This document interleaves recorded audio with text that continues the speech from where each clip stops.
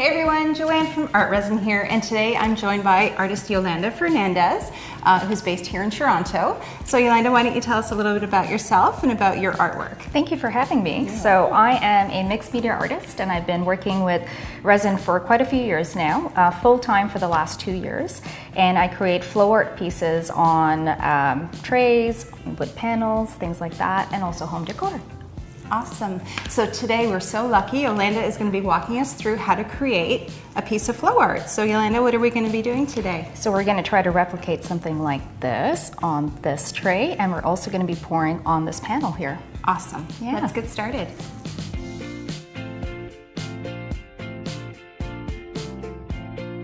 So we're going to be using art resin with the resin tints to create this piece here. I'm going to show you guys how I mix up the resin, how I use these gorgeous pigments to create the piece. So let's get started. So as usual, we're going to do equal parts resin and hardener. And I'm using these little cups here. And there we go. And we're going to mix these two together. Doesn't matter which one goes into each, but make sure that you do scrape the sides and get all of the equal parts together. And now we're going to start mixing. You want to keep mixing until it's completely clear. It's super important. Mixing is always that part that I always make sure to get right. So you want to keep stirring at least 3 minutes minimum for a smaller batch like this, but for a piece that's larger, like the one behind me, you want to keep stirring until it's completely clear. It's not going to be translucent or foggy, etc. And when you're stirring, you want to make sure that you are scraping the sides of the cup as often and the stick to make sure that it is well mixed together. Okay, so we're done mixing our resin. We're gonna pour it into these little cups here so that we can start adding the resin tints. There we go. I like to start with just pouring a little bit of resin into the cups and working out my colors, and then adding a little bit more resin to the cups as we go along. So you want to shake the bottle very well because the colors do separate if they've been sitting there for a while. And then you want to use few drops. Less is more because they're very, very saturated and very pigmented. 2 drops, maybe 3 just to start off with. And we're gonna mix it.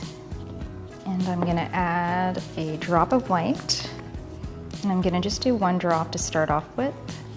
And I'll see if I need more. But I add the white to soften the turquoise, and it also changes the opacity, if you see. It's less translucent now. And you can check the transparency off the color, off your resin, by just looking at the stick or pushing it up against the side. This is pretty translucent, so I want to make it more opaque. So I'm going to add a little bit more, but again, that's why you want to go slowly. So you're going to just keep mixing the colors together. And that's the great part about using resin tint, is that you get to customize the colors however you want, and you get to play. You get to play with the colors. I find it very therapeutic to just stand here and mix different concoctions of resin tint and resin and see what I come up with, because that's the joy of creating, and it's the best part of it for me. And the next color after that is going to be the resin tint white, so that we can get some negative space going. So when you are mixing your colors and getting them ready for your piece, you want to keep in mind the background that you're working with. So if you had a piece like that one at the back, and it was a wood panel that was already white, you can get away with your colors being a little bit more translucent for some depth. If you're working with a tray, in this case, that's a goldish brass color, you want to make them more opaque, just so that you don't see the background. So that's something to keep in mind when you're working. All right, so we're going to move on to the next color because I think I've mixed this very well. And we're going to start off with the blue and the black to get a navy color going. It's a gorgeous deep blue, but I'm going to deepen it by adding a little bit of the art resin black. And again, we're going to make sure that we really work the color into the resin. With the resin tints, you want to make sure that they are very well mixed into the resin. Because they are oil-based, they need to get emulsified into the resin.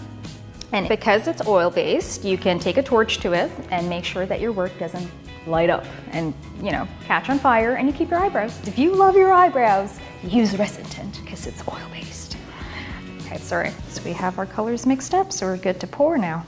So I needed to mix up a little bit more of the navy and the white, so that's what I've gone ahead and done. And while I'm mixing up the colors, I often get asked when I am doing the flow art pieces, how do you know when a piece is done? It's a tricky question, and I think you sort of do and you sort of don't. There's always pieces that you want to keep working on constantly. Like the piece at the back of me, when I first finished it, I wasn't 100% happy with it. I felt like I could make a few more changes to it, but I learned to let it go. And once I took it to the art show, my audience loved it. They absolutely loved it and did not see the flaws that I was obsessing about. So I don't think you 100% know if a piece is done or not, but walk away from it. All of the flaws that we see is because we're overanalyzing it and we're staring at the piece. And when somebody sees it with fresh eyes and has never seen your work before, they're gonna love it, and you just have to have confidence in your work and in yourself. So I have all of my colors mixed up, and here comes the fun part. We get to now pour it all on this tray and make some art. So I'm gonna start off with the navy blue color that we poured and mixed, and we're gonna pour it on this side of the tray just because I like to try to compose the piece before pouring it. I think it's a great idea to sort of have some sort of idea, just the same way we plan out the colors, plan out the way you're gonna lay them down. And in this case, I am going to be doing the blue on this side, and I'm going to place the white on the opposite side. And then we're gonna start moving the color around. And then I'm gonna note that I don't have enough resin and need to mix more. So I poured some of the white and some of the navy blue in, and in the balance of the cup, I've added a little bit more pigment to it so that when I pour it on top, I can get a marbled effect. I'm just gonna move it around with a stick and let it sort of do its magic. We're gonna go back and add more of the navy blue. And again, you can see the difference in opacity between the two of them. It just helps add some depth with layering both the colors. So that looks perfect. Okay, so we're gonna do the turquoise color. So I poured a bit of it on the tray and a bit of it onto the dark blue, just so that it mixes up a little bit, but not too much, because we're gonna control how much they get mixed up by using our little tool. So that looks good. Let's move on to the next color. And we're gonna lay that color right down the middle. There we go. And just move it around. You don't need too much. If you over pour the resin into the tray, you're gonna have all the colors really mix into each other and get muddy. So you wanna make sure that you don't have too much resin in there. All right, so we're done pouring all of the colors, and now we're gonna torch the resin to get all the bubbles out.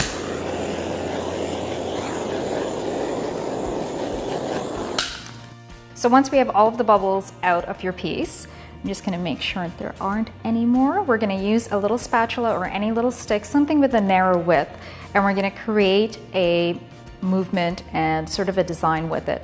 The important part of this step is that you wanna make sure that your resin is a little bit cured. That's my tip.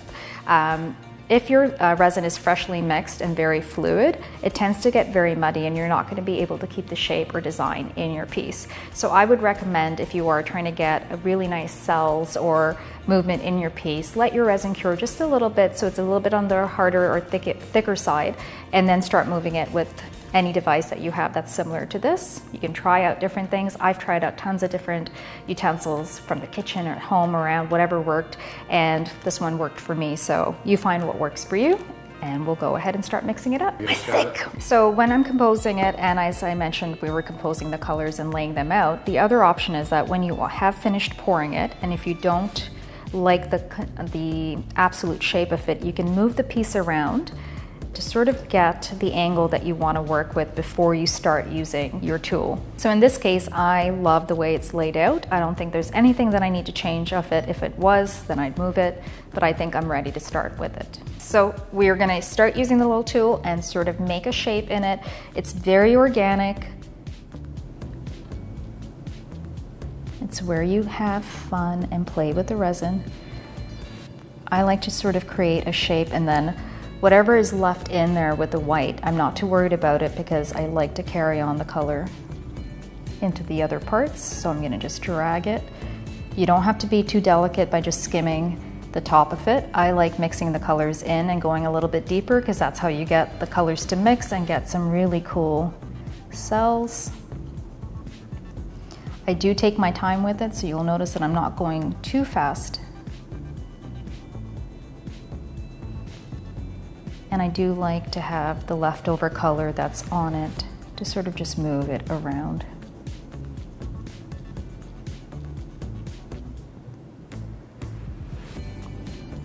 I like creating some wavy patterns. And again, because the resin has cured for a little bit, you'll notice that it's not getting too muddy. It's keeping the shape that I'm pushing into.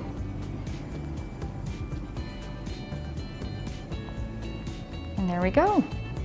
So I'm gonna do one more pass with the torch. And again, because it's an oil-based pigment, nothing to worry about. We're good. So we're all done with this piece. I'm gonna move it over and let it sit to cure somewhere safely. And we're gonna work on the next piece on the wood panel, and I'm gonna get Joanne to help me out with that. Sorry. So I found Joanne. You did. And we are gonna be working on these two panels. So we have a panel that's 12 by 12, and it has a little bit of a wall that can hold your resin and works very well for doing flow art. And then I have the regular panel, which you can also use a little made up wall by using tape. So I've done the 3 sides over here, and I'm gonna do the 4th one here. That's such a clever idea. You've made your own kind of lip around it. Yeah. So it's different options on what's available in your art store. So you can go with either or. I'm gonna take these gloves off because they don't work very well when you're taping.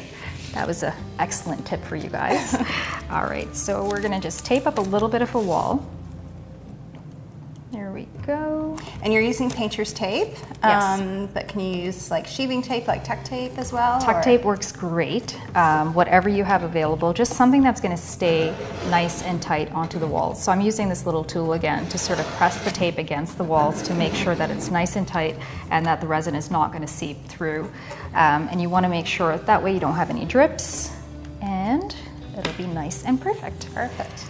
So Joanne has gone ahead and mixed some gorgeous colors using resin tint. You want to tell us about the colors you chose? Yeah, just I love rose gold, you may know.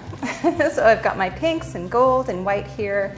And yeah, I really love this palette. Awesome. So I'm excited. All right, I'm going to get my gloves on. Well, I'm not going to lie, I'm a little bit nervous, Yolanda. You're like the master of doing this. So it's one of those things, it looks really easy, but actually to do it, it takes a bit of, strategy, doesn't it? It does take a lot of strategy, but it's a lot of fun. And it's just playing with it. I mean, I learned a lot of what I'm doing by just playing and not being worried about the outcome. Exactly. And that's what it's about. So it's the best way to learn. Yeah. Let's get started. Okay, good. All right, so what color are you planning on going with first? Do you have any intention? You know what, I'm gonna follow your lead and go with white if you're gonna pour the white first. I'm just gonna mirror you. Okay, so I'm gonna be pouring the white in this corner of my piece. There we go.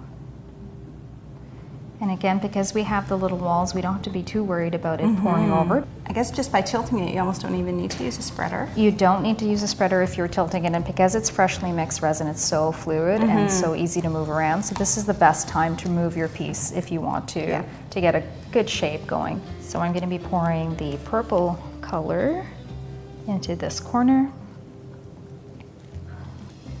I'm just gonna move it around so I can help it to the edges here.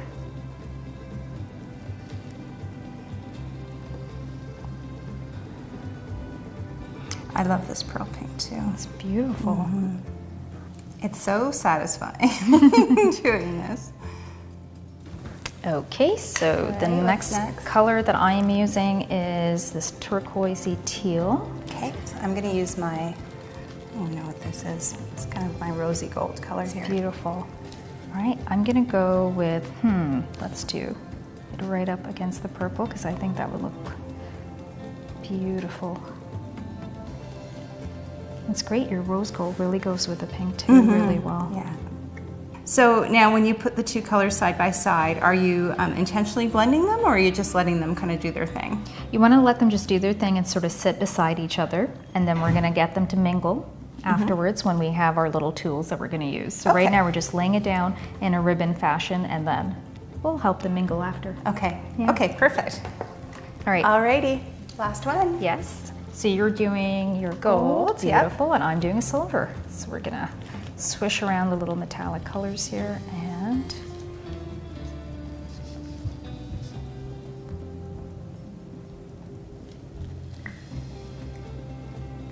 are you filling up all the space? I am going to fill up all of the space. All of it. I'm doing whatever you do. Yes. I'm not going to worry too much about the white spaces that I have in there because they will all work out once we start moving the colors around. Okay. So I'm just going to tap it a little bit. The reason I tap it is just to help the self-leveling part about it. Oh, I see. Yeah. So tap it on the... Yeah, you can tap it this way, and if you notice, the little white spaces that I had are already closing up. Versus trying to move it, because if I try to move it right now, we're going to lose the shape that we've tried to create with it, and it might fall over the edges too. So I just try to tap it, and there we go. Space is closed like magic. So I've got some really cool cell action happening here, but I seem to have lost my rose gold a little bit. Does that matter? It doesn't matter too much because I can sort of see that it's underneath. So when we start moving things around, you'll have a nice integration of it. So it sometimes happens when the colors are moving around, but nothing to worry about. We're going to fix that soon. Okay, perfect. Good. And now we're going to torch the resin. So we're going to give this a light torch.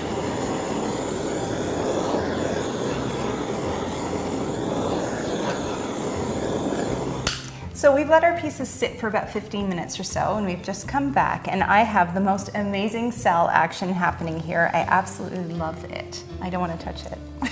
So, I know, and most people want to stop at that point, but the reason we let it sit for the last 15 minutes is to let the resin cure a little bit so it gets kind of thick, and that way when we do use our tool, we're able to get some really great designs. So don't worry about it. I know you want to stop, I know. but we're going to move forward and do some amazing things. Awesome, I trust you. Okay, Awesome. What do we do next? So we're going to be using this, and we're going to be moving the resin around and creating some motion, and also blending the colors that we previously did not blend when we were pouring it. Now, if you had started to blend this right after you poured it, the resin would continue to level, right? And you'd probably lose all of this detail here that you're getting. Is that right? Correct. So that's why you want to let it cure for a little bit, because it'll hold the design that you're trying to put through. When it's very fluid, it tends to blend in and get very muddy and messy, and you can't keep the colors exactly to the spots that you want it to be in.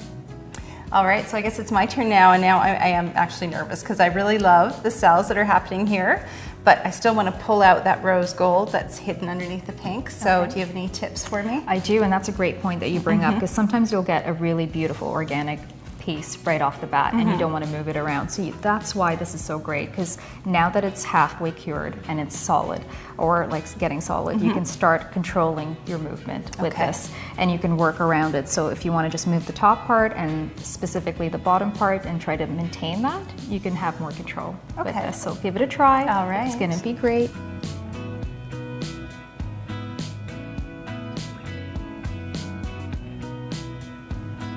I love this tool, and I like using plastic takeout knives as well, but this is better because it's a bit broader, so you can do more with it. Absolutely. The opportunities are endless with using whatever you have in your home to try to create something more unique, and the patterns and etc. will always change based on what you're using. But yeah, there's so many different effects you can get with just your everyday tool.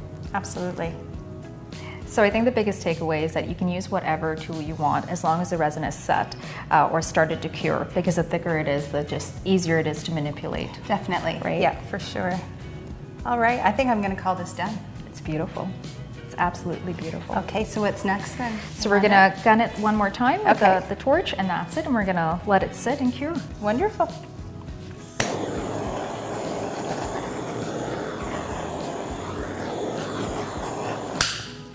It's all yours.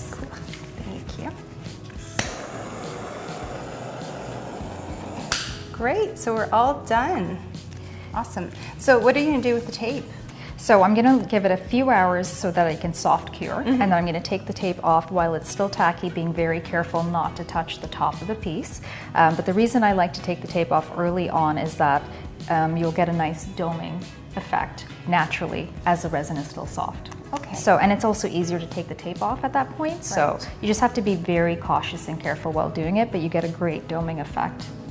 Awesome. So would it be like sort of the 4-hour mark, or 4 to 6? 4 to 6 usually. hours. And you can just test it and sort of see the sides if you have any drip offs to see whether how tacky it is. You can go based on that. Awesome. But otherwise you're all set. We just have to put these guys away, let them cure, and we'll come back tomorrow and have a look at what we have. Perfect. We'll see you tomorrow.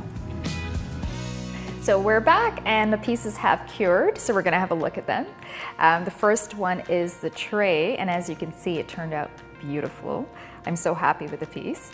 The colors are still vibrant. They've stayed exactly where they need to be. All of the designs that I created with the fine lines are there. The control is there. The tints that I used for the bronze match so perfectly with the tray. It's gorgeous. I absolutely love how this piece turned out. And with this piece, it's vibrant. The colors are beautiful. You guys already know that I love this color. The purples with the turquoise and the silver, great combination. And again, you can see all of the colors stayed exactly where they were from last night. So here we have Joanne's piece. Not as good as my piece, but she did follow instructions and it is beautiful. But I would like to thank Joanne and the Art Resin team for having me here to create these gorgeous pieces for you guys. And hopefully this helps you create your own resin flow art pieces using resin tints. Thank you so much for watching, and I'll see you guys soon.